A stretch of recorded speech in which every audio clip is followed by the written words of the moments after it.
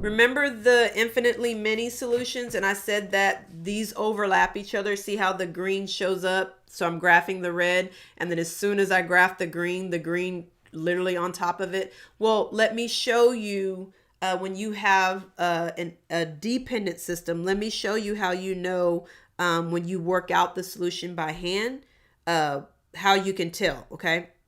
So, because I want to make sure you know how to tell the difference. And we're actually going to do this particular one here. So, here's what normally happens. Let's do substitution on this side.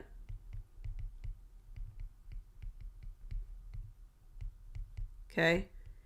And then on this side, let's do the elimination method.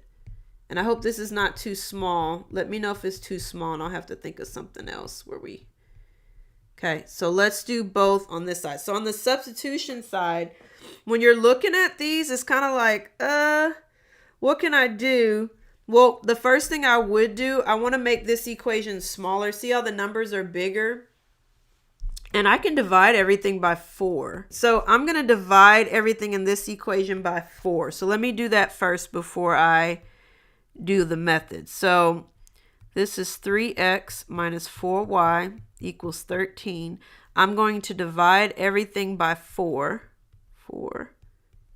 And see, whatever I did to one side of the equation, I'm doing to the other side. That keeps the equation balanced. And when I divide that by 4, well, look at that.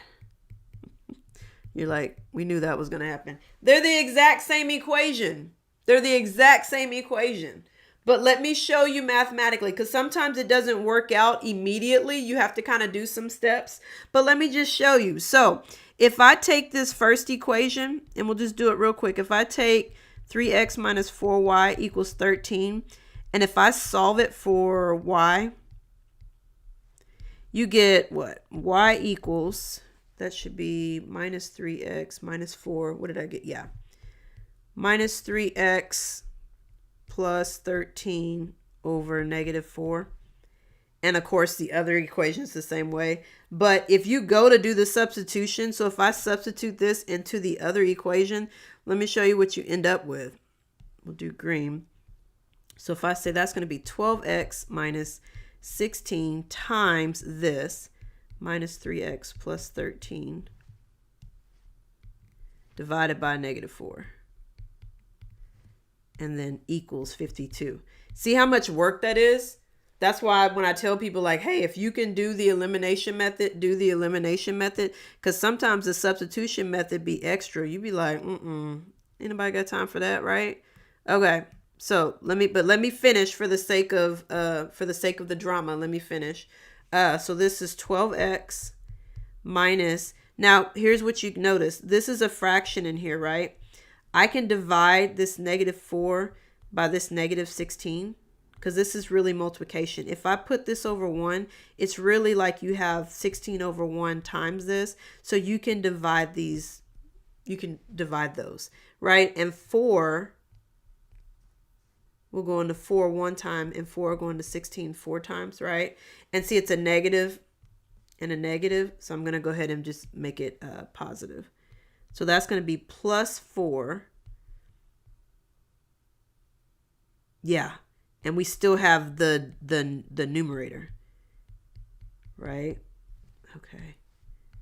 Equals 52. So now, if you look at it, we're going to do the distributive property. Okay. We're going to do the distributive property. Here we divided that and it was, so you get 12x 4 times negative 3, 4 times negative 3, that's going to be a minus 12x, right? And then 4 times 13, that's going to be 52, right? So that's going to be plus 52 equals 52. So far, so good.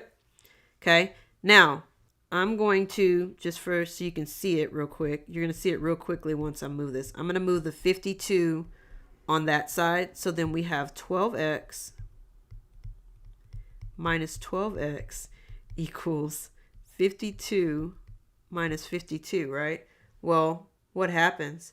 12x minus 12x, well, that's 0. 52 minus 52 is 0. That's okay. So when you go through and you do the math, if the very last statement, the very last step in your work is true, 0 does equal to 0, so I'm going to put this is true, then that means you have infinitely many solutions. That means you can pick any value you want to for x, and you can pick any value you want to for y. The last statement that you worked through was true. Okay, so that's anytime you see that where the last statement is true, I'm going to say both variables are eliminated and the last statement is true. Then that is a dependent system. Okay? Dependent system, which means you have infinitely many solutions. Now, I still want to do the elimination method. So, with the elimination method, so we're going to start here, because since we had already made the equation smaller. With the elimination method, I'm going to take -1 times equation 1. Just so you can know what I'm doing in my head. I'm going to take -1 times equation 1, and I'm going to add it to equation 2. Because remember, I'm trying to eliminate the variables. So if I take -1 and I multiply that by equation 1, so this is 3x minus 4y, right? And then whatever I do to one side, I need to do to the other side. So I'm also going to take -1 times the 13, because that keeps the equation balanced, right? So now everything's going to be affected negatively, right? So then this becomes minus 3x, and then the -1 times the minus 4y, that's going to make it positive, right? Black. Equals -13. And now I'm going to add that to my second equation, right? Which my second equation is 3x minus 4y equals 13. And then what do you notice that happens? Yeah, 0, 0, 0. So you end up with 0 plus 0 equals 0. And then you have 0 equals 0. That's true. Okay. All the variables were eliminated. And the last line of my work is true.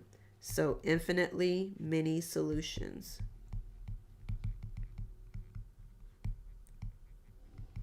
Okay. That's how you know.